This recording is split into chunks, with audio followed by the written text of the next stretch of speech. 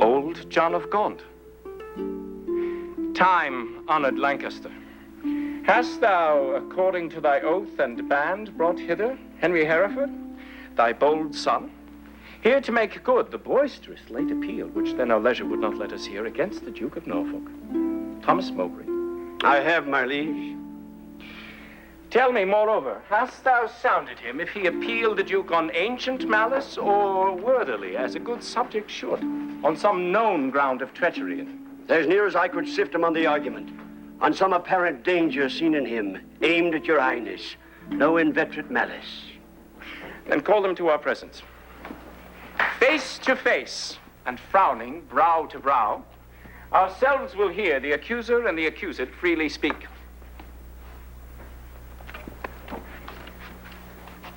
High-stomached are they both, and full of ire, in rage, deaf as the sea, hasty as fire.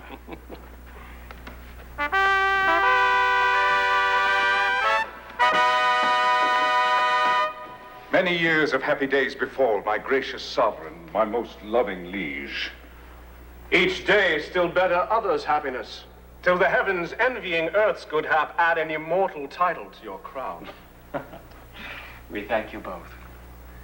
Yet one but flatters us, as well appeareth by the cause you come, namely to appeal each other of high treason. Cousin of Hereford, what dost thou object against the Duke of Norfolk, Thomas Mowbray? First, heaven be the record to my speech in the devotion of a subject's love, tendering the precious safety of my prince, and free from other misbegotten hate, come I, appellant to this princely presence. Now, Thomas Mowbray, do I turn to thee, and mark my greeting well, for what I speak my body shall make good upon this earth, or my divine soul answer it in heaven.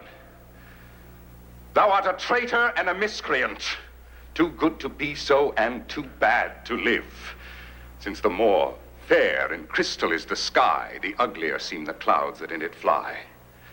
Once more, the more to aggravate the note, with a foul traitor's name stuff I thy throat, and wish, so please my sovereign, ere I move, what my tongue speaks my right drawn sword may prove. Let not my cold words here accuse my zeal. 'Tis not the trial of a woman's war. The bitter clamor of two eager tongues can arbitrate this cause betwixt us twain. The blood is hot that must be cooled for this. Yet can I not of such tame patience boast as to be hushed and naught at all to say.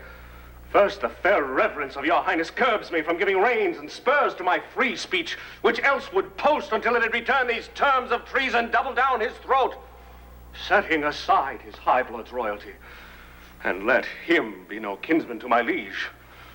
I do defy him, and I spit at him, call him a slanderous coward and a villain, which to maintain, I would allow him odds, and meet him were I tied to run afoot even to the frozen ridges of the Alps. Meantime, let this defend my loyalty. By all my hopes, most falsely doth he lie. Pale, trembling coward. There, I throw my gage, disclaiming here the kindred of the king, and lay aside my high blood's royalty, which fear, not reverence, makes thee to accept. If guilty dread hath left thee so much strength as to take up mine honor's pawn, then stoop. By that, and all the rights of knighthood else, will I make good against thee, arm to arm, what I have spoke, or thou canst worse devise. I take it up, and by that sword I swear, which gently laid my knighthood on my shoulder, I'll answer thee in any fair degree or chivalrous design of knightly trial. And when I mount, alive may I not light, if I be traitor or unjustly fight. What doth our cousin lay to Mowbray's charge? It must be great that can inherit us so much as of a thought of ill in him. Look what I speak. My life shall prove it true, that Mowbray hath received 8,000 nobles in name of lendings for your highness soldiers, the which he hath detained for lewd employments, like a false traitor and injurious villain. Besides, I say, and will in battle prove, that all the treasons for these 18 years come plotted and contrived in this land fetch from false Mowbray their first head and spring. Further, I say, and further will maintain upon his bad life to make all this good, that he did plot the Duke of Gloucester's death, suggest his soon-believing adversaries, and consequently, like a traitor coward, sluiced out his innocent soul through streams of blood, which blood, like sacrificing Abel's cries, even from the tongueless caverns of the earth, to me, for justice and rough chastisement. And by the glorious worth of my descent, this arm shall do it, or this life be spent. How high a pitch his resolution soars. Thomas of Norfolk, what sayest thou to this? Oh, let my sovereign turn away his face, and bid his ears a little while be deaf, till I have told this slander of his blood, how God and good men hate so foul a liar! Impartial are our eyes and ears. Were he my brother, nay, my kingdom's heir, as he is but my father's brother's son. Now by my scepter's awe I make a vow, such neighbor nearness to our sacred blood should nothing privilege him, nor partialize the unstooping firmness of my upright soul. Here's our subject, Mowbray. So art thou, free speech and fearless. I to thee allow. Then Bolingbroke, as low as to thy heart, through the false passage of thy throat thou liest. 3 parts of that receipt I had for Calais dispersed I duly to his highness soldiers. The other part reserved I by consent, for that my sovereign liege was in my debt upon remainder of the dear account since last I went to France to fetch his queen. Now swallow down that lie. For Gloucester's death, I slew him not, but to my own disgrace neglected my sworn duty in that case. For you, my noble lord of Lancaster, the honorable father to my foe, once did I lay an ambush for your life, a trespass that doth vex my grieved soul. But ere I last received the sacrament, I did confess it, and exactly begged your grace's pardon, and I hope I had it. This is my fault. As for the rest appeal, it issues from the rancor of a villain, a recreant and most degenerate traitor, which in myself I boldly will defend, and interchangeably hurl down my gage upon this overweening traitor's foot, to prove myself a loyal gentleman, even in the best blood chambered in his bosom. In haste whereof most heartily I pray your highness to assign our trial day. Wrath kindled gentlemen, be ruled by me. Let's purge this collar without letting blood. This we prescribe, though no physician. Deep malice makes too deep incision. Forgive. Conclude and be agreed. Our doctors say this is no month to bleed. Good uncle, let this end where it begun. We'll come the Duke of Norfolk. You, your son. To be a makepeace shall become my age. Throw down my son, the Duke of Norfolk's gage.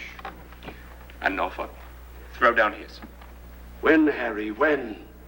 Obedience bids, I should not bid again. Norfolk, throw down we bid. There is no boot. Myself I throw, dread sovereign, at thy foot. My life thou shalt command, but not my shame, the one my duty owes. But my fair name, despite of death that lives upon my grave, to dark dishonor's use thou shalt not have. I am disgraced, impeached, and baffled here, pierced to the soul with slander's venom spear, the which no balm can cure, but his heart blood which breatheth poison. Rage must be withstood. Give me his gage. Lions make leopards tame. Yea, but not change his spots. Take but my shame, and I resign my gage. My dear, dear Lord, the purest treasure mortal times afford is spotless reputation. That away, men are but gilded loam or painted clay. A jewel in a 10 times barred up chest is a bold spirit in a loyal breast. Mine honor is my life. Both grow in one. Take honor from me and my life is done. Then, dear my liege, let me mine honor try. In that I live, and for that will I die. Cousin Thorbeildade, do you begin? O God, defend my soul from such deep sin. Shall I seem crestfallen in my father's sight? Or with pale beggar fear impeach my height before this outdared dastard? Ere my tongue shall wound mine honor with such feeble wrong, or sound so base a parle, my teeth shall tear the slavish motive of recanting fear, and spit it, bleeding in his high disgrace, where shame doth harbor, even in Mowbray's face. We were not born to sue, but to command. Which, since we cannot do to make you friends, be ready as your life shall answer it at Coventry upon St. Lambert's Day. There shall your swords and lances arbitrate the swelling difference of your settled hate. Since we cannot atone you, we shall see justice design the victor's chivalry. Lord Marshal, command our officers at arms, be ready to direct these home alarums.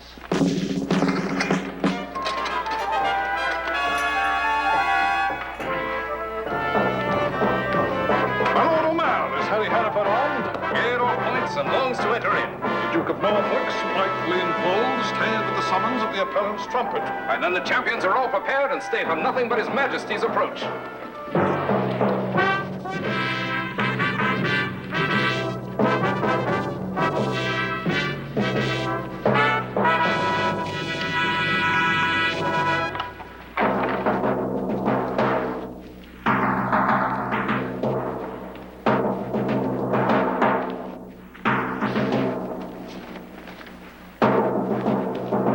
Marshal, demand of yonder champion the cause of his arrival here in arms. Ask him his name, and orderly proceed to swear him in the justice of his cause. In God's name and the King, say who thou art, and why thou comest thus knightly clad in arms. Against what man thou comest, and what's thy quarrel? Speak truly on thy knighthood and thy oath, and so defend thee heaven and thy valor.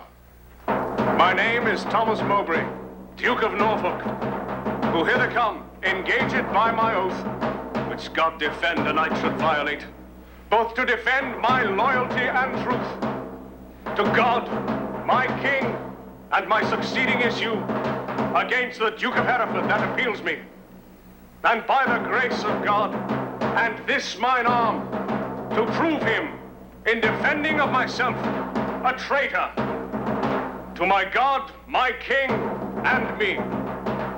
And as I truly fight, defend me, Helen.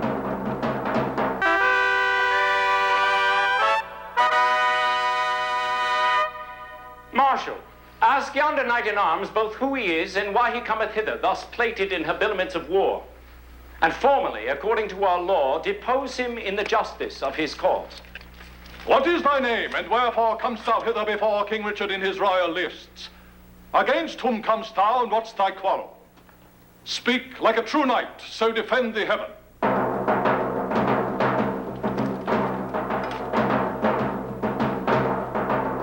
Harry of Hereford, Lancaster, and Derby am I, who ready here do stand in arms, to prove by God's grace and my body's valor in lists on Thomas Mowbray, Duke of Norfolk, that he is a traitor, foul and dangerous to God of heaven, King Richard, and to me. And as I truly fight, defend me heaven. On pain of death, no person be so bold or daring hardy as to touch the lists, except the marshal and such officers appointed to direct these fair designs. Lord Marshal, let me kiss my sovereign's hand and bow my knee before his majesty. For Mowbray and myself are like two men that vow a long and weary pilgrimage, Then let us take a ceremonious leave and loving farewell of our several friends. The appellant in all duty greets your highness, and craves to kiss your hand and take his leave. We will descend and fold him in our arms. Cousin of Hereford, as thy cause is right, so be thy fortune in this royal fight. Farewell, my blood, which if today thou shed, lament we may, but not revenge thee dead. Oh, let no noble eye profane a tear for me if I be gored with Mowbray's spear. As confident as the falcon's flight against the bird, do I with Mowbray fight. My loving lord, I take my leave of you. Of you, my noble cousin, Lord O'Merle. Not sick, although I have to do with death, but lusty, young, and cheerily drawing breath. Lo, as at English feasts, so I regreet the daintiest last, to make the end most sweet. O thou, the earthly author of my blood, whose youthful spirit in me regenerate doth with a twofold vigor lift me up to reach at victory above my head. Add proof unto mine armor with thy prayers, and with thy blessing steel my lance's point, that it may enter Mowbray's waxen coat, and furbish new the name of John a Gaunt, even in the lusty behavior of his son. God, in thy good cause make thee prosperous. Be swift like lightning in the execution, and let thy blows doubly redouble fall like amazing thunder on the casque of thy adverse pernicious enemy. Rouse up thy youthful blood. Be valiant and live. Mine innocence and St. George to thrive. However God or fortune cast my lot, there lives or dies, true to King Richard's throne, a loyal, just, and upright gentleman. Never did captive with a freer heart cast off his chains of bondage and embrace his golden, uncontrolled enfranchisement more than my dancing soul doth celebrate this feast of battle with mine adversary.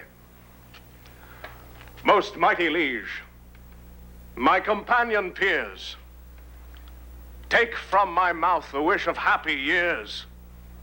As gentle and as jocund as to jest go I to fight. Truth hath a quiet breast. Farewell, my lord. Securely I espy virtue with valor, couched in thine eye. Order the trial, Marshal, and begin. Harry of Hereford, Lancaster, and Derby, receive thy lance, and God defend the right. Strong as a tower in hope, I cry amen. Harry of Hereford, Lancaster, and Derby stands here for God, his sovereign, and himself, on pain to be found false and recreant, to prove Thomas Mowbray, Duke of Norfolk, a traitor to his God, his king, and him, and dares him to set forward to the fight. Thomas Mowbray, Duke of Norfolk, receive thy lance, and God defend the right.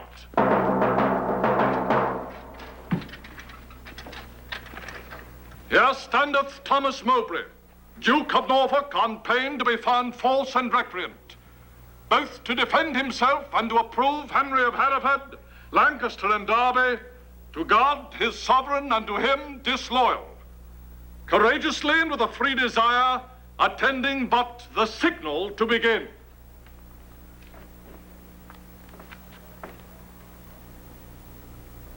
Sound trumpets and set forward combatants.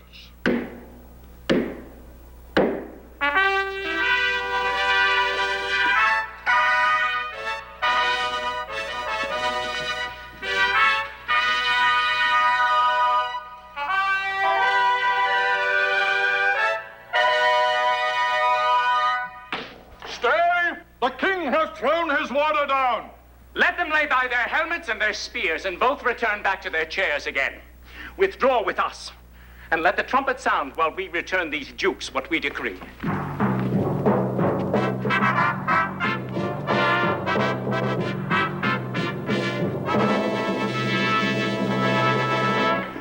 Draw near, and list what with our counsel we have done. for that our kingdom's earth should not be soiled with that dear blood which it hath fostered. And for our eyes do hate the dire aspect of civil wounds ploughed up with neighbor's sword. And for we think the eagle-winged pride of sky-aspiring and ambitious thoughts with rival-hating envy set on you to wake our peace, which in our country's cradle draws the sweet infant breath of gentle sleep, which so roused up with boisterous untuned drums, with harsh resounding trumpets, dreadful bray, and grating shock of wrathful iron arms, might from our quiet confines fright fair peace, and make us wade even in our kindred's blood. Therefore, we banish you our territories. You, cousin Hereford, upon pain of life, till twice 5 summers have enriched our field, shall not regret our fair dominions, but tread the stranger paths of banishment. Your will be done. This must my comfort be. That sun that warms you here shall shine on me, and those his golden beams to you here lent shall point on me and gild my banishment. Lawful, for thee remains a heavier doom, which I with some unwillingness pronounce. The sly, slow hour shall not determinate the dateless limit of thy dear exile, the hopeless word of never to return. Breathe I against thee upon pain of life. A heavy sentence, my most sovereign liege, and all unlooked for from your highness' mouth. A dearer merit, not so deep a maim as to be cast forth in the common air, have I deserved at your highness' hands. The language I have learnt these 40 years, my native English, now I must forego. And my tongue's use is to me no more than an unstringed viol or harp that knows no touch to tune the harmony. Within my mouth you have enjailed my tongue. I am too old to fawn upon a nurse, too far in years to be a pupil now. What is thy sentence then but speechless death, which robs my tongue from breathing native breath? It woods thee not to be compassionate. After our sentence, plaining comes too late. Then thus I turn me from my country's light, to dwell in solemn shades of endless night. Return again, and take an oath with thee. Lay on our royal sword your banished hands. Swear by the duty you owe to God to keep the oath that we administer. You never shall, so help you truth and God, embrace each other's love and banishment, nor never look upon each other's face, nor never write, regreet, nor reconcile this lowering tempest of your homebred hate, nor never by advised purpose meet to plot, contrive, or complot any ill against us, our state, our subjects, or our land. I swear. And I to keep all this.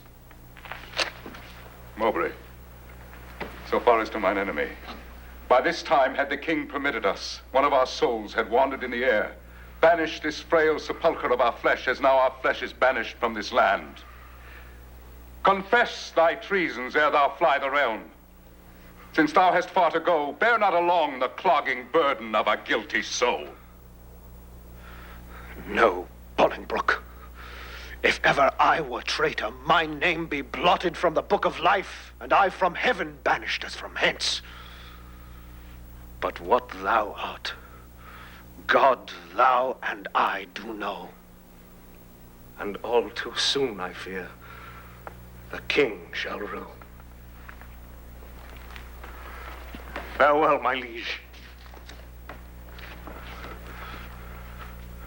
Now no way can I stray, save back to England. All the world's my way.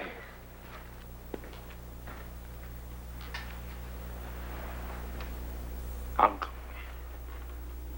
even in the glasses of thine eyes, I see thy grieved heart. Thy sad aspect hath from the number of his banished years plucked 4 away.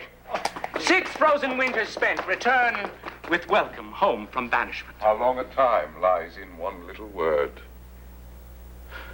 4 lagging winters and 4 wanton springs end in a word. Such is the breath of kings.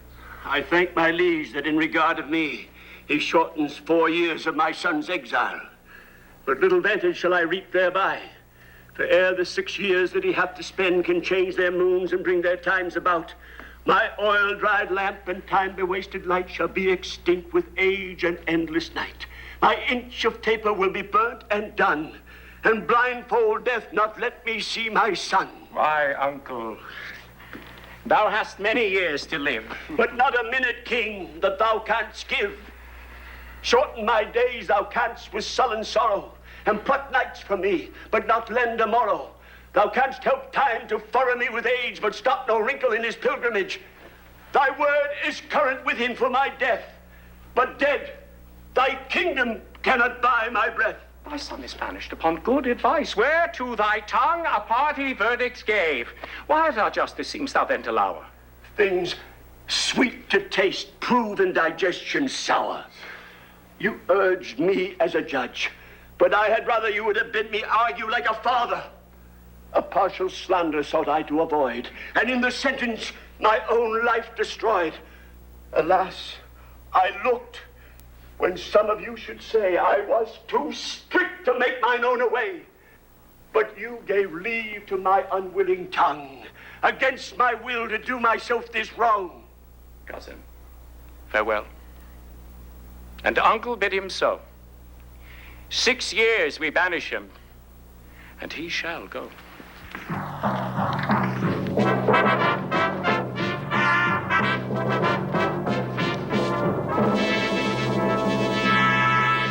Cousin, farewell.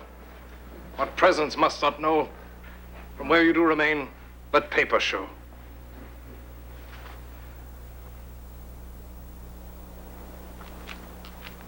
My lord, no leave take I, for I will ride as far as land will let me by your side. Oh, to what purpose dost thou hoard thy words, that thou returnst no greeting to thy friend? I have too few to take my leave of you, when the tongue's office should be prodigal to breathe the abundant dolour of the heart. Thy grief is but thy absence for a time. Joy absent, grief is present for that time. What is 6 winters? They are quickly gone. To men in joy, but grief makes 1 hour 10. Call it a travel that thou takest for pleasure. My heart will sigh when I miscall it so, which finds it an enforced pilgrimage. Sullen passage of thy weary steps. Esteem as foil, wherein thou art to set the precious jewel of thy home return. Nay, rather every tedious stride I make will but remember me what a deal of world I wander from the jewels that I love.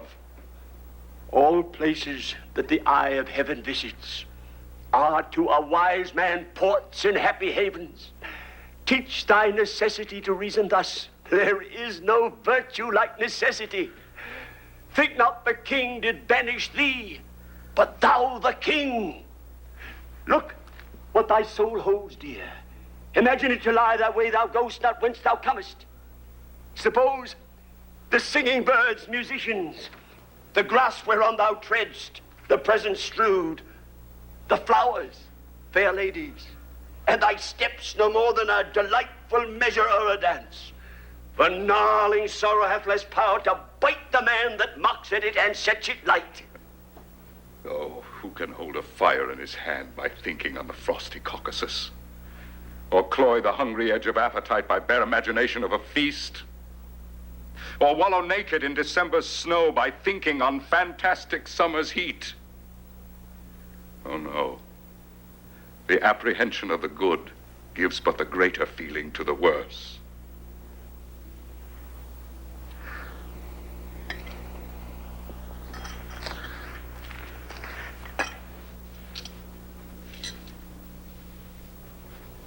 Come. Come, my son. I'll bring thee on thy way. Had I thy youth and cause, I would not stay. Then England's ground, farewell.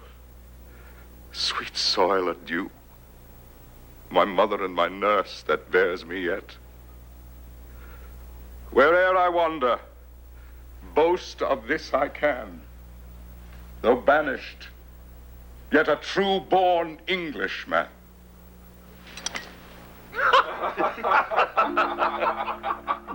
We did observe. Cousin O'Merle, how far brought you High Hereford on his way? I brought High Hereford, if you call him so, but to the next highway, and there I left him. And say, what store of parting tears were shed? Faith, none for me. Except the northeast wind, which then blew bitterly against our faces, awaked the sleeping room, and so by chance did grace our hollow parting with a tear. What said our cousin when you parted with him? Farewell. For my heart disdained it that my tongue should so profane the word, that taught me craft to counterfeit oppression of such grief that words seemed buried in my sorrow's grave. Marry, would the word farewell have lengthened hours and added years to his short banishment, he should have had a volume of farewells. But since it would not, he had none of me. He is our cousin. But 'tis doubt when time shall call him home from banishment whether our kinsman come to see his friends. Ourself and Bushy, Bagot here and Green, observed his courtship to the common people, how he did seem to dive into their hearts with humble and familiar courtesy. What reverence he did throw away on slaves, wooing poor craftsmen with the craft of smiles and patient underbearing of his fortune as 'twere to banish their effects with him. Off goes his bonnet to an oyster wench. A braced drayman bid God speed him well, and had the tribute of his supple knee. With thanks, my countrymen, my loving friends, as were our England in reversion his. And he, our subject's next degree in hope. Well, he is gone, and with him go these thoughts. Now for the rebels which stand out in Ireland. Expedient manage must be made, my liege, ere further leisure yield them further means for their advantage and your highness' loss. We will ourself in person to this war. And for our coffers, with too great a court and liberal largesse are grown somewhat light, we are enforced to farm our royal realm, the revenue whereof shall furnish us for our affairs in hand. If that come short, our substitutes at home shall have blank charters, whereto, when they shall know what men are rich, they shall subscribe them for large sums of gold and send them after to supply our wants, for we will make for Ireland presently. Ireland? Bushy, what news? Old John of Gaunt is grievous sick, my lord. Suddenly taken, and hath sent post-haste to entreat your majesty to visit him. Where lies he? At Ely House. Now put it God in the physician's mind to help him to his grave immediately. The lining of his coffers shall make coats to deck our soldiers for these Irish wars. Come, gentlemen, let's all go visit him. Pray God we may make haste and come too late.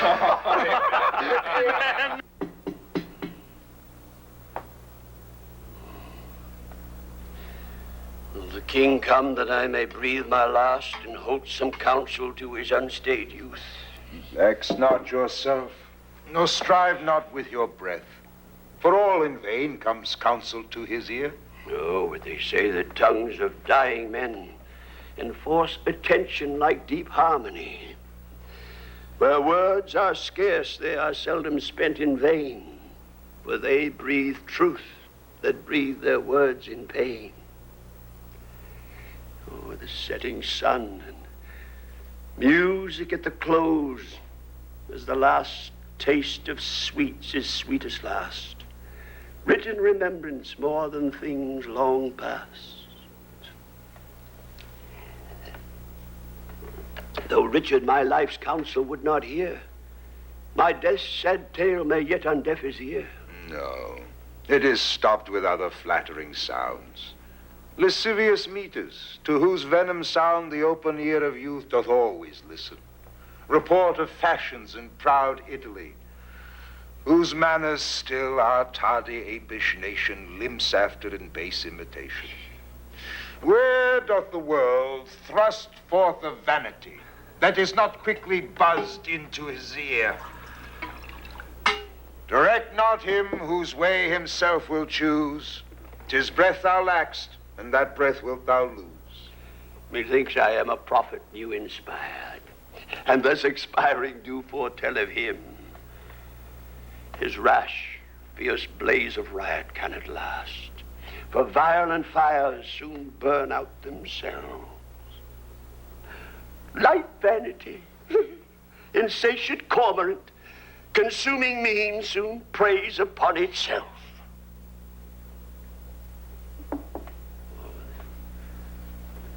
This royal throne of kings, this sceptered isle, this earth of majesty, this seat of Mars, this other Eden, demi-paradise, this fortress built by nature for herself against infection and the hand of war.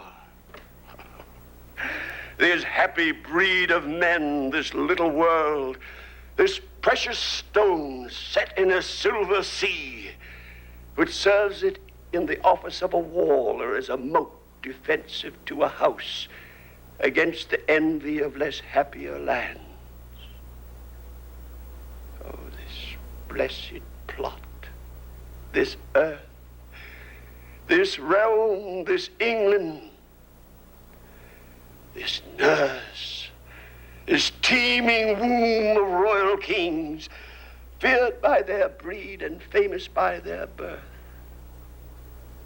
This land of such dear souls, this dear, dear land, dear for her reputation through the world, is now leased out. I die pronouncing it, like to a tenement or pelting farm.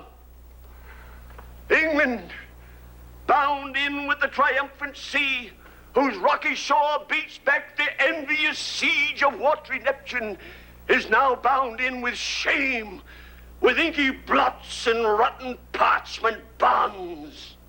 That England that was wont to conquer others hath made a shameful conquest of itself.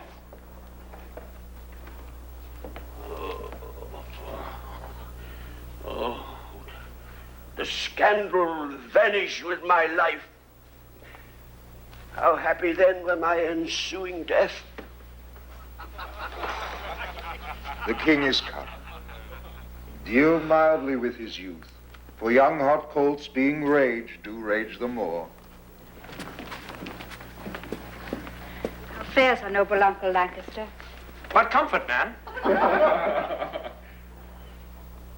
How is't with aged Gaunt? Oh, how that name befits my composition. Old Gaunt indeed, and Gaunt in being old.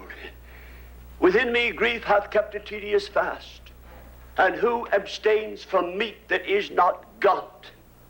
The pleasures that some fathers feed upon is my strict fast.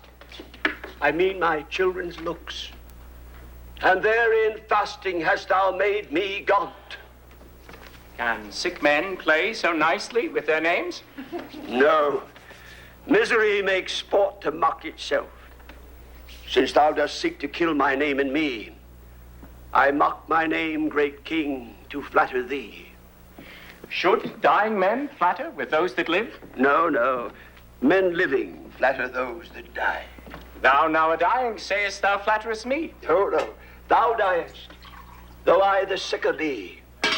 I'm in health, I breathe, and see thee ill. Now he that made me knows I see thee ill. Ill in myself to see, and in thee seeing ill. Thy deathbed is no lesser than thy land, wherein thou liest in reputation sick. And thou, too careless patient as thou art, commits thy anointed body to the cure of those physicians that first wounded thee. 1,000 flatterers sit within thy crown, whose compass is no bigger than thy head, and yet encaged in so small a verge, the waste is no whit lesser than thy land. Oh, had thy grandsire with a prophet's eye seen how his son's son should destroy his sons, from forth thy reach he would have laid thy shame, deposing thee before thou wert possessed which art possessed now to depose thyself. Landlord of England art thou now, not king. Thy state of law is bond slave to the law, and thou... Lunatic, lean-witted fool, presuming on an ague's privilege. Darest with thy frozen admonition make pale our cheek, chasing the royal blood with fury from his native residence. Now, by my seat's right royal majesty, wert thou not brother to great Edward's son, this tongue that runs so roundly in thy head should run thy head from thy unreverent shoulders. Oh, spare me not, my brother Edward's son, for that I was his father Edward's son. That blood already like the pelican hast thou tapped out and drunkenly caroused. My brother Gloucester, plain well-meaning soul, whom fair befall in heaven mongst happy souls, may be a precedent and witness good that thou respects not spilling Edward's blood. Live in thy shame, but die not shame with thee. These words hereafter thy tormentors be. Convey me to my bed, then to my grave. Love they to live, that love and honor have.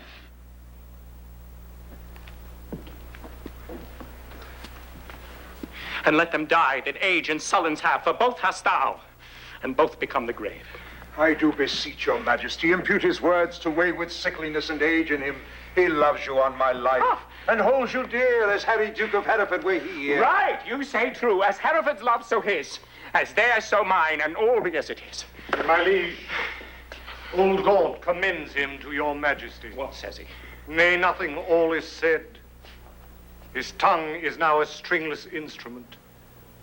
Words, life, and all old Lancaster hath spent. Be York the next that must be bankrupt so. Though death be poor, it ends a mortal woe. The ripest fruit first falls. So doth he. His time is spent. Our pilgrimage must be. So much for that. Now, for our Irish wars. We must supplant those rough, rug-headed kerns which live like venom where no venom else, but only they have privilege to live. And for these great affairs do ask some charge. Towards our assistance we do seize to us the plate, coin, revenues, and movables whereof our Uncle Gaunt did stand possessed. How long shall I be patient? How long shall tender duty make me suffer wrong?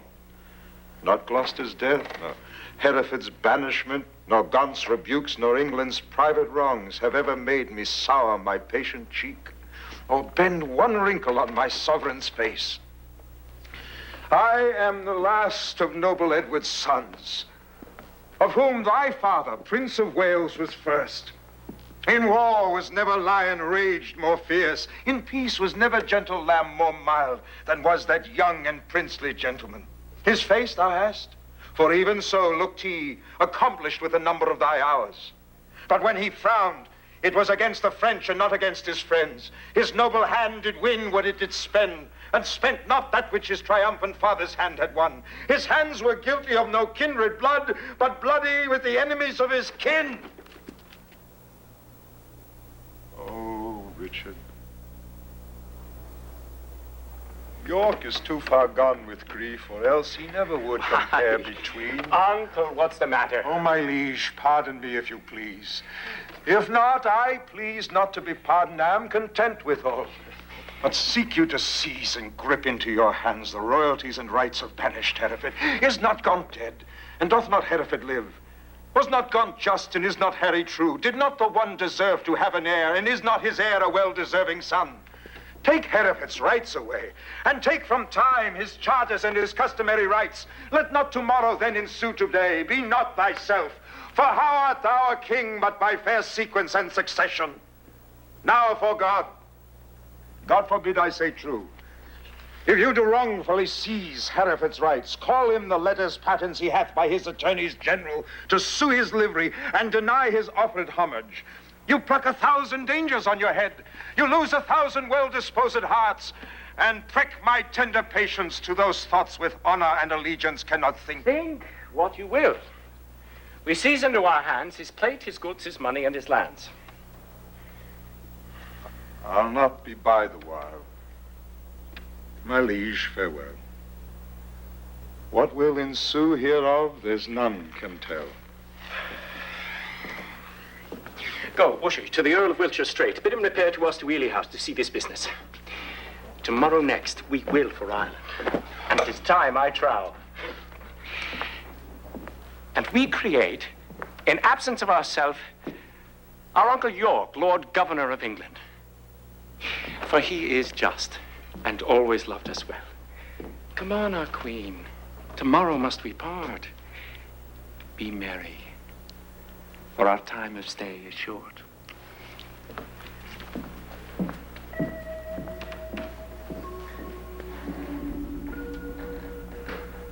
Well, lords, the Duke of Lancaster is dead. And living too. For now his son is Duke. Barely in title, not in revenues. Richly in both, if justice had her right. My heart is great, but it must break in silence ere it be disburdened with a liberal tongue. Nay, speak thy mind, and let him ne'er speak more that speaks thy words again to do thee harm. Tends it thou would speak to the Duke of Hereford. If it be so, out with it boldly, man. Quick is mine ear to hear of good toward him. No good at all that I can do for him. Unless you call it good to pity him, bereft and gelded of his patrimony. Now, for God, 'tis shame such wrongs are born in him. A royal prince, and many more of noble blood in this declining land. The king is not himself, but basely led by flatterers. And what they will inform merely in hate against any of all of us, that will the king severely prosecute against us, our lives, our children, and our heirs. The commons have he pilled with grievous taxes, and quite lost their hearts. The nobles have he fined for ancient quarrels, and quite lost their hearts. And daily new exactions are devised as blights, benevolences, and I wot not what. But what a God's name doth become of this? Wars hath not wasted it, for warred he hath not, but basely yielded upon compromise that which his ancestors achieved with blows. More hath he spent in peace than they in war. The king's exchequer hath the realm in farm. The king's grown bankrupt like a broken man. Reproach and dissolution hangeth over him. He had not money for these Irish wars. His burthenous taxations notwithstanding, but by the robbing of the banished duke. His noble kinsman, most degenerate king. But lords, we hear this fearful tempest sing, yet seek no shelter to avoid the storm. We see the very wrack that we must suffer on, and unavoided is the danger now. Not so. Even through the hollow eyes of death I spy life peering. But I dare not say how near the tidings of our comfort is. Nay, let us share thy thoughts as thou dost ours. Be confident to speak, Northumberland. We three are but thyself. Therefore be bold. Then thus. I have, from La Porte Blanc, Abbey in Bretagne, received intelligence that Harry, Duke of Hereford, Reynold, Lord Cobham, the son and heir of the Earl of Arundel that late broke from the Duke of Exeter, his brother, the Archbishop late of Canterbury, Sir Thomas Erpingham, Sir John Ramsden, Sir John Norbury, Sir Robert Waterton, and Francis Coynt. All these well furnished by the Duke of Bretagne with 8 tall ships, 3,000 men of war are making hither with all due expedience, and shortly mean to touch our northern shore. Perhaps they had ere this, but that they stay the first departing of the king for Ireland. If then we shall shake off our slavish yoke, redeem from broken palm the blemished crown, wipe off the dust that hides our scepter's guilt, and make high majesty look like itself, away with me in post to Ravenspur. But if you faint, as fearing to do so, stay and be secret, and myself will go. To horse. To horse! Urge doubts to them that fear. Hold out my horse, and I will first be there.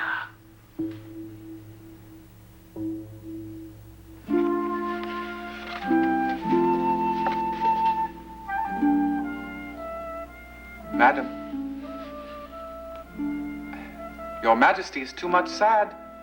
You promised when you parted with the king to lay aside life-harming heaviness and entertain a cheerful disposition. To please the king, I did. To please myself, I cannot do it.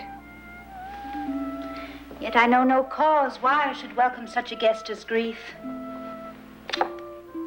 Save bidding farewell to so sweet a guest as my sweet Richard.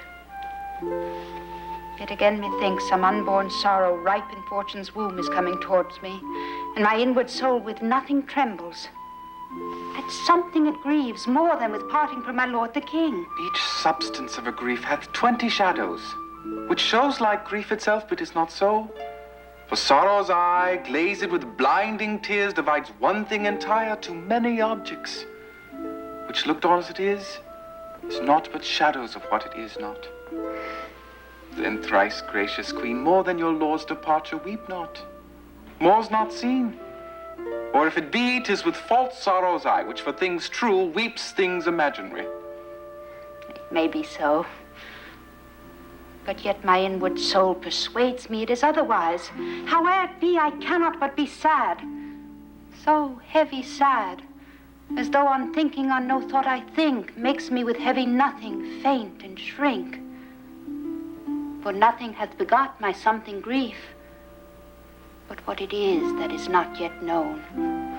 What I cannot name. 'Tis nameless woe I want. God save your majesty. And well met, gentlemen. I hope the king is not yet shipped for Ireland. I hopest thou so. 'Tis better hope he is, for his designs crave haste, his haste good hope. Then wherefore dost thou hope he is not shipped? That he, our hope, might have retired his power, and driven into despair an enemy's hope who strongly hath set footing in this land. The banished Bolingbroke repeals himself, and with uplifted arms is safe arrived at Ravenspur. Now God in heaven forbid. Madam, 'tis too true. And that is worse. The Lord Northumberland, his son, young Henry Percy, the lords of Ross, Exton, and Willoughby, with all their powerful friends, are fled to him. Why have you not proclaimed Northumberland and all the rest revolted faction traitors? We have. So green, thou art the midwife to my woe, and Bolingbroke my sorrow's dismal heir. Now hath my soul brought forth her prodigy, and I, a gasping new delivered mother, have woe to woe, sorrow to sorrow joined. Despair not, madam. Who shall hinder me? I will despair, and be at enmity with cousining hope. He is a flatterer, a parasite, a keeper back of death, who gently would dissolve the bands of life which false hope lingers in extremity. Here comes the Duke of York. Uncle, for God's sake, speak comfortable words. Should I do so, I should belie my thoughts. Comfort's in heaven. We are on the earth, where nothing lives but crosses, cares, and grief. Your husband, he is gone to save far off, whilst others come to make him lose at home. Here am I, left to underproper's land, who weak with age cannot support myself. Sir, get thee to Plashy, to my sister Gloucester. Bid her presently send me £1,000. Hold, take my ring. My lord, I had forgot to tell your lordship. Today, as I came by, I called it there. But I shall grieve you to report the rest. An hour before I came, the Duchess died. Oh, God, for his mercy. What a tide of woes comes rushing on this woeful land at once. I know not what to do. I would to God the king had cut off my head with my brothers. What? Are there no posts dispatched for Ireland? How shall we do for money for these wars? Oh, come, sister. Cousin, I would say. Pray pardon me. Go, fellow, get thee home, provide some carts, and bring away the armor that is there. Gentlemen, will you go muster men?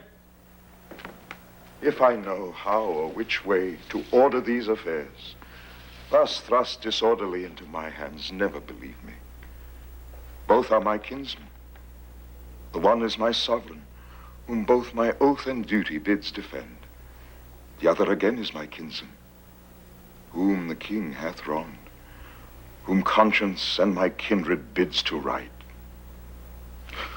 Well, somewhat we must do. Come, cousin, I'll dispose of you. Gentlemen, go muster up your men and meet me presently at Berkeley Castle. I should to Plashy too. The time will not permit. All is uneven. Everything is left at 6 and 7.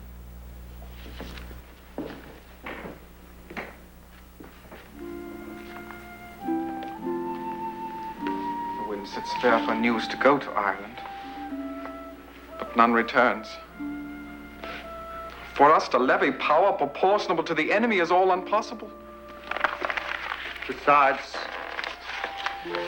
our nearness to the king in love is near the hate of those love not the king. And that's the wavering commons. For their love lies in their purses, and whoso empties them by so much fills their hearts with deadly hate. Wherein the king stands generally condemned. If judgment lie in them, then so do we, because we ever have been near the king. Well, I will for refuge, straight to Bristol Castle. Thither will I with you. For little office the hateful commons will perform for us, except like curs to tear us all to pieces. Will you go along with us? No. I will to Ireland, to His Majesty. Farewell. If heart's presages be not vain, we three here part, that ne'er shall meet again.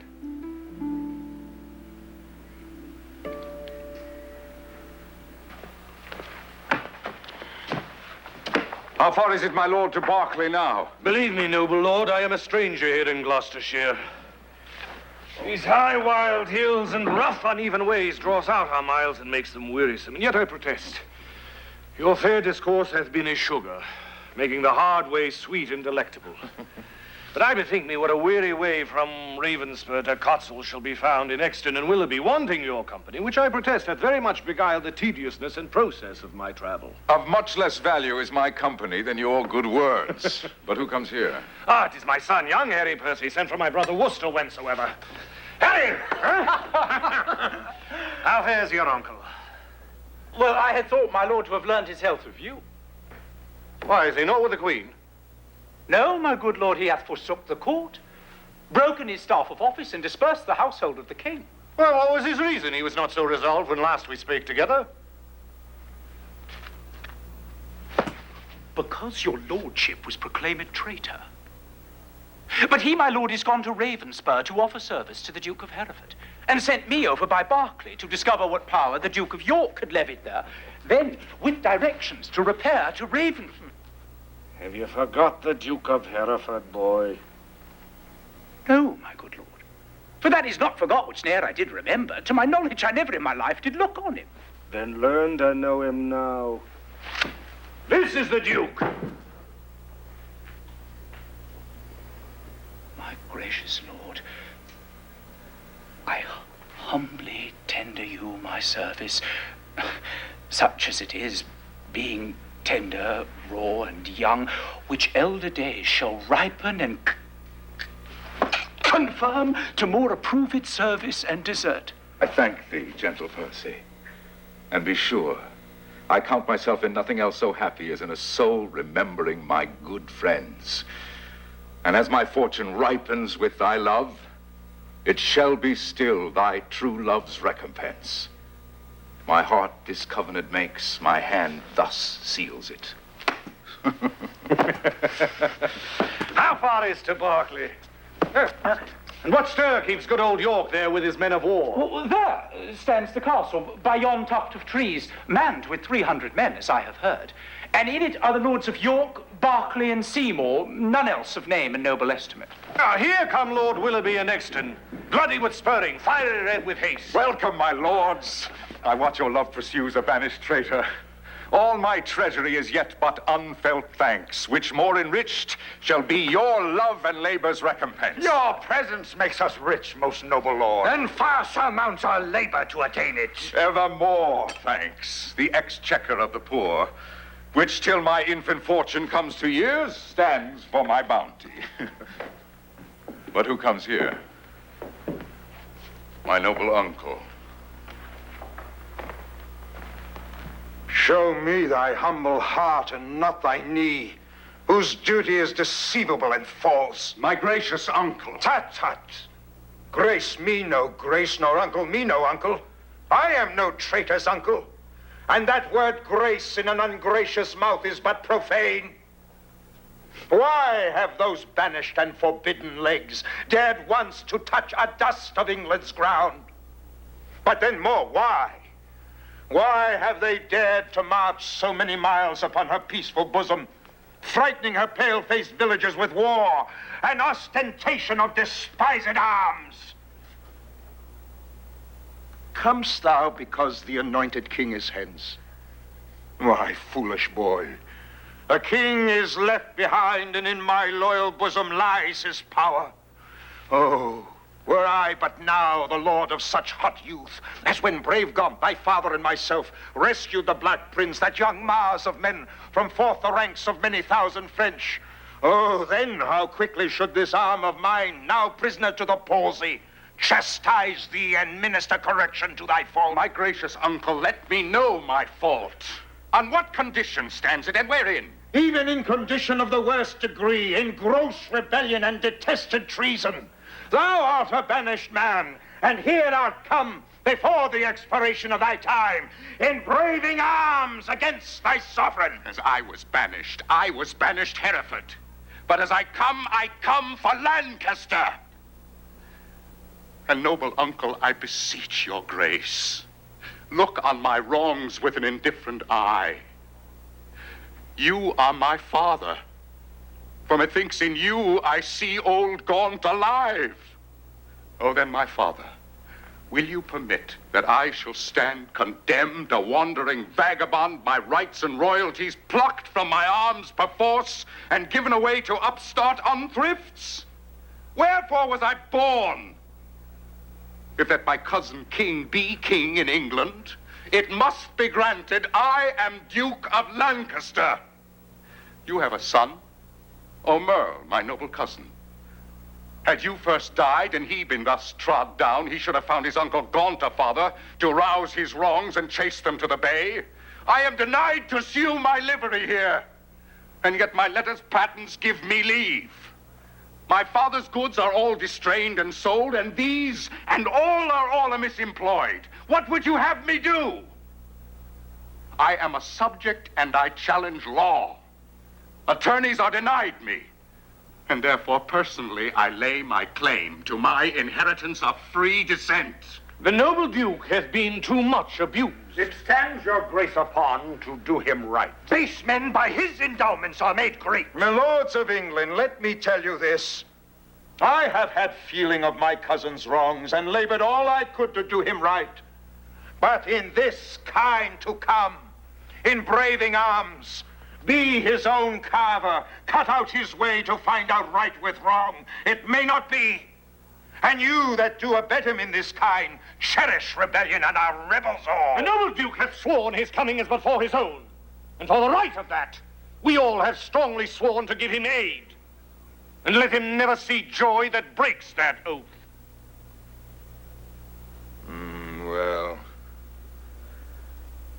Well, I see the issue of these arms.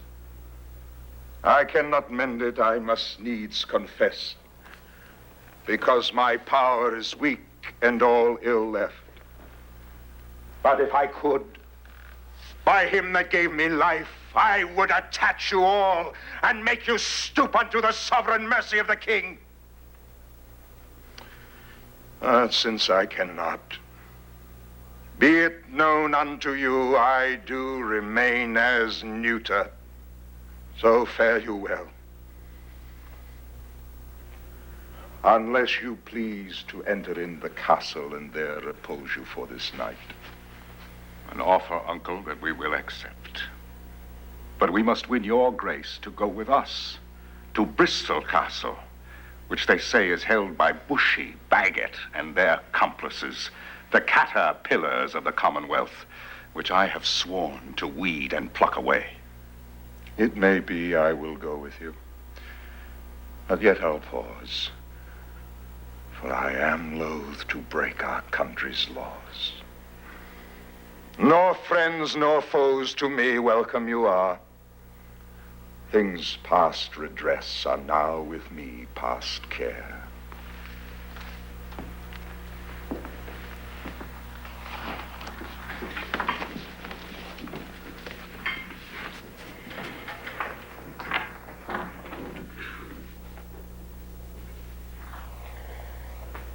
Ah, Richard,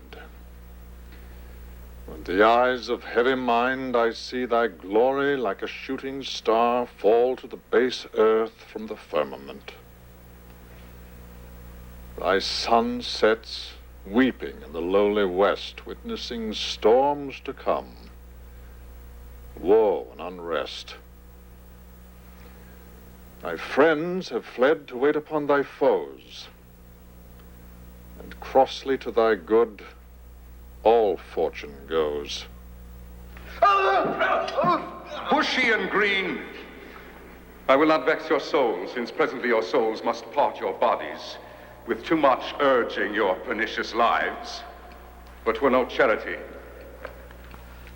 Yet to wash your blood from off my hands, here in the view of men, I will unfold some causes of your deaths.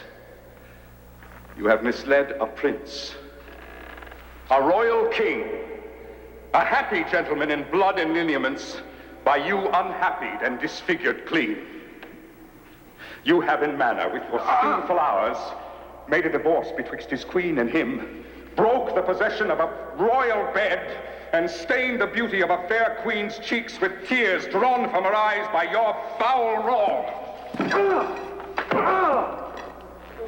Myself, a prince, by fortune of my birth, near to the king in blood, and near in love till you did make him misinterpret me, have stooped my neck under your injuries, and sighed my English breath in foreign clouds, eating the bitter bread of banishment, whilst you have fed upon my seigneuries, disparked my parks, and felled my forest woods. From mine own windows torn my household cope, raised out my emprises, leaving me no sign, save men's opinions and my living blood, to show the world I am a gentleman. This and much more than twice all this, condemns you to the death. See them delivered over to execution in the hand of death. All welcomes the strong condemn to me that voluntarily will take our soul. Farewell! Plague! Injustice with the pains of hell! My lord Northumberland, see them dispatched. No! No!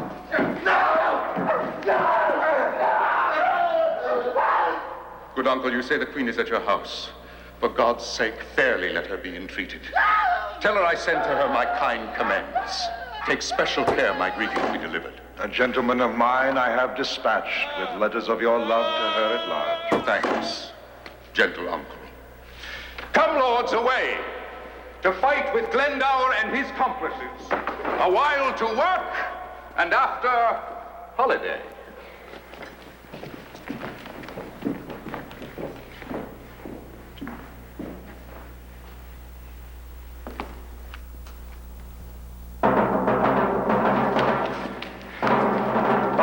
Castle, call they this at hand. Yea, my good lord. How brooks your grace the air after your late tossing on the breaking seas? Needs must I like it well.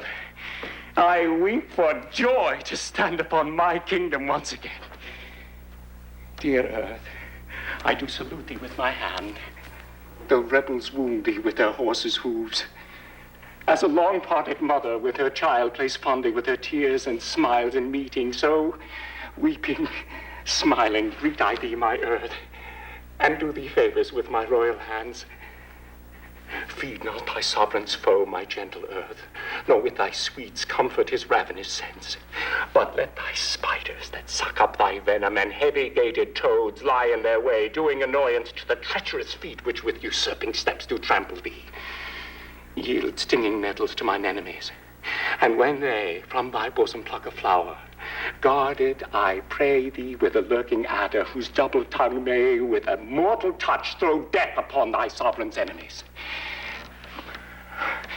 Mock not my senseless conjuration, lords, for this earth shall have a feeling, and these stones prove armed soldiers ere her native king shall falter under foul rebellion's arms. Fear not, my lord. That power that made you king hath power to keep you king in spite of all. The means that heaven yields must be embraced and not neglected, else if heaven would, and we will not, heaven's offer we refuse, the proffered means of succor and redress. It means, my lord, that we are too remiss, whilst Bolingbroke, through our security, grows strong and great in substance and in power. Discomfortable cousin, knowest thou not that when the searching eye of heaven is hid behind the globe and lights the lower world, then thieves and robbers range abroad unseen in murders and in outrage boldly here. But when from under this terrestrial ball he fires the proud tops of the eastern pines and darts his light through every guilty hole, then murders, treasons, and detested sins, the cloak of night being plucked from off their backs, stand bare and naked, trembling at themselves. So when this thief, this traitor Bolingbroke, who all this while hath revelled in the night, whilst we were wandering with the Antipodes, shall see us rising in our throne the east, his treasons will sit blushing in his face, not able to endure the sight of day, but self-affrighted, tremble at his sin. Not all the water in the rough, rude sea can wash the balm off from an anointed king. The breath of worldly men cannot depose the deputy elected by the Lord. For every man that Bolingbroke hath pressed to lift shrewd steel against our golden crown, God for his Richard hath in heavenly pay a glorious angel. Then if angels fight, weak men must fall, for heaven still guards the right. Welcome, my lord. How far out lies your power? Nor near nor farther off, my gracious lord, than this weak arm. Discomfort guides my tongue and bids me speak of nothing but despair. One day too late, I fear me, noble lord, hath clouded all thy happy days on earth. Oh, call back yesterday, bid time return, and thou shalt have 12,000 fighting men. For all the Welshmen, hearing thou wert dead, are gone to Bolingbroke, dispersed and fled. Comfort, my liege. My looks your grace so pale. But now the blood of 20,000 men did triumph in my face, and they are fled. Till so much blood thither come again, have I not reason to look pale and dead? All souls that will be safe, fly from my side, for time hath set a blot upon my pride. My lord, remember who you are. I had forgotten myself. Am I not king? Awake, thou coward majesty. Thou sleeps. Is not the king's name 20,000 names? Arm, arm my name. A puny subject strikes at thy great glory. Look not to the ground, ye favorites of the king. Are we not high? High be our thoughts. I know my Uncle York hath power enough to serve our turn. Who comes here? More health and happiness betide my liege than can my care-tuned tongue deliver him. Mine ear is open and my heart prepared. The worst this worldly loss thou canst unfold. Say, is my kingdom lost? Why, 'twas my care. And what loss is it to be rid of care? Strives Bolingbroke to be as great as we. Greater he shall not be. If he serve God, we'll serve him too and be his fellow so. Revolt our subjects. That we cannot mend. They break their faiths to God as well as us. Cry woe, destruction, ruin, and decay. The worst is death. And death will have his day. Glad am I that your highness is so armed to bear the tidings of calamity.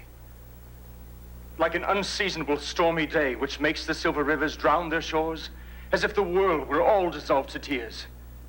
So high above his limits swells the rage of Bolingbroke, covering your fearful land with hard, bright steel, and hearts harder than steel. Whitebeards have armed their thin and hairless scalps against thy majesty. Boys with women's voices strive to speak big and clap their female joints in stiff, unwieldy arms against thy crown. Thy very beadsmen learn to bend their bows of double fatal yew against thy state. Yea, distaff women manage rusty bills against thy seat. Both young and old rebel, and all goes worse than I have power to tell. Too well thou tell'st the tale so ill. Where is the Earl of Wiltshire? Where is Paget? What has become of Bushy? Where is Green, that they have let the dangerous enemy measure our confines with such peaceful steps? If we prevail, their head shall pay for it. I warrant they have made peace with Bolingbroke. Peace have they made with him indeed, my lord. Oh, villains, vipers, damned without redemption, dogs easily won to fall on any man, snakes in my heart, blood warm that sting my heart. 3 Judases, each one thrice worse than Judas. Would they make peace? Terrible hell made war on their spotted souls for this offense. Again uncurse their souls. Their peace is made with heads and not with hands. Those whom you curse have felt the worst of death's destroying wound and lie full low, graved in the hollow ground. Bushy, Green, and the Earl of Wiltshire dead. Aye, all of them at Bristol lost their heads. Where is the Duke, my father, with his power? No matter where. Of comfort no man speak. Let's talk of graves, of worms and epitaphs. Make dust our paper and with rainy eyes write sorrow on the bosom of the earth. Let's choose executors and talk of wills. And yet not so. For what can we bequeath save our deposed bodies to the ground? Our land, our lives, and all are Bolingbroke's. And nothing can we call our own but death and that small model of the barren earth which serves as paste and cover to our bones. For God's sake, let us sit upon the ground and tell sad stories of the death of kings. How some have been deposed, some slain in war, some haunted by the ghosts they have deposed, some poisoned by their wives, some sleeping killed, all murdered.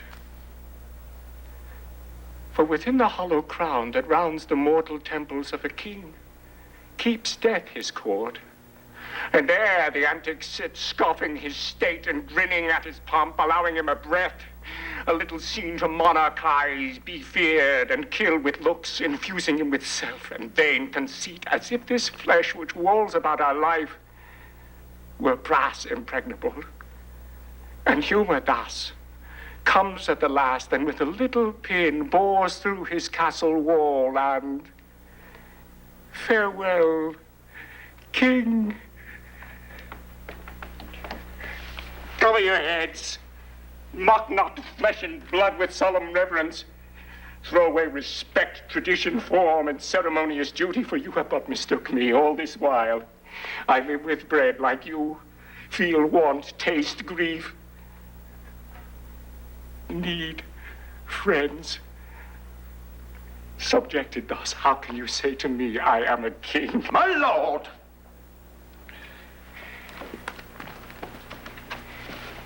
Wise men ne'er sit and wail their woes, but presently prevent the ways to wail. To fear the foe, since fear oppresses, strength gives in your weakness, strength under your foe. And so your follies fight against yourself. Bear and be slain. No worse can come to fight and die is death, destroying death while fearing dying, pays death's servile breath. My father hath the power. Inquire of him and learn to make a body of a limb. Thou chidest me well. Proud Bolingbroke, I come to change blows with thee for our day of doom. This ague fit of fear is overblown. An easy task it is to win our own. Say, Scroop, where lies our uncle with his power? Speak sweetly, man, although thy looks be sour. I play the torturer, by small and small to lengthen out the worst that must be spoken. Your Uncle York is joined with Bolingbroke, and all your northern castles yielded up, and all your southern gentlemen... Now I said enough!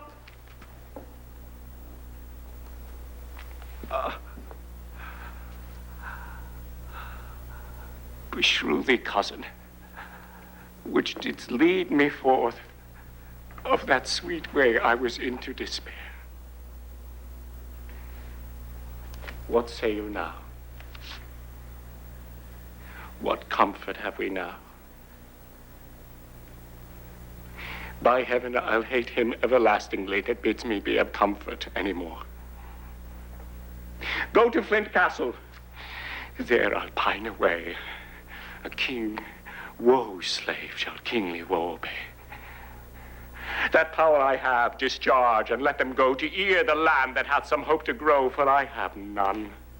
Let no man speak again to alter this, for counsel is but vain. Each one word. He doth me double wrong that wounds me with the flatteries of his tongue.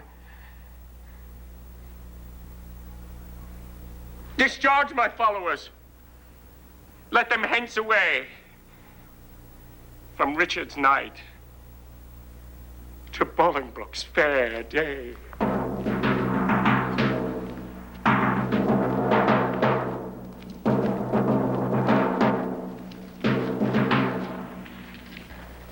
So that by this intelligence we learn, the Welshmen are dispersed, and the Duke of Surrey has gone to meet the king, who lately landed with some few private friends upon this coast. The news is very fair and good, my lord. Richard, not far from hence, hath hid his head. It would beseem the Lord Northumberland to say King Richard. Alack, the heavy day, when such a sacred king should hide his head. Your grace mistakes. Only to be brief left I his title out. The time hath been, would you have been so brief with him, he would have been so brief with you to shorten you. For taking so the head your whole head's length. Mistake not, uncle, further than you should. Take not, good cousin, further than you should, lest you mistake. The heavens are over our heads. I know it, uncle, and oppose not myself against their will. But who comes here? Welcome, Harry. What, will not this castle yield? The castle royally is banned, my lord, against thy entrance. Royally? Why, it contains no king. Yes, my lord. It doth contain a king. King Richard lies within the limits of yon Lyman stone, and with him are the Lord O'Merle, Lord Surrey, and Sir Stephen Scroop, besides a clergyman of holy reverence, who I cannot learn. Oh, belike it is the Bishop of Carlisle. Noble lords, go to the rude ribs of that ancient castle. Through brazen trumpets send the breath of parley into his ruined ears, and thus deliver. Henry Bolingbroke on both his knees doth kiss King Richard's hand, and sends allegiance and true faith of heart to his most royal person. Hither come even at his feet to lay my arms in power, provided that my banishment repealed and lands restored again be freely granted. If not, I'll use the advantage of my power and lay the summer's dust with showers of blood rained from the wounds of slaughtered Englishmen, the which, how far off from the mind of Bolingbroke it is such crimson tempest should bedrench the fresh green lap of fair King Richard's land. My stooping duty tenderly shall show. Go, signify as much. Methinks King Richard and myself should meet with no less terror than the elements of fire and water, when their thundering shock at meeting tears the cloudy cheeks of heaven. Be he the fire, I'll be the yielding water. The rage be his, whilst on the earth I reign. My water's on the earth and not on him. March on, and mark King Richard how he looks.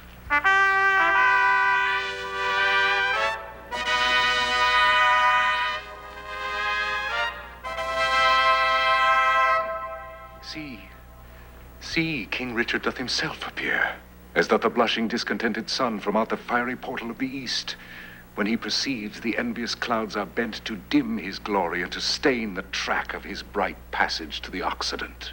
Yet looks he like a king. Behold his eye, as bright as is the eagle's, lightens forth controlling majesty. Alack, alack for woe, that any harm should stain so fair a show.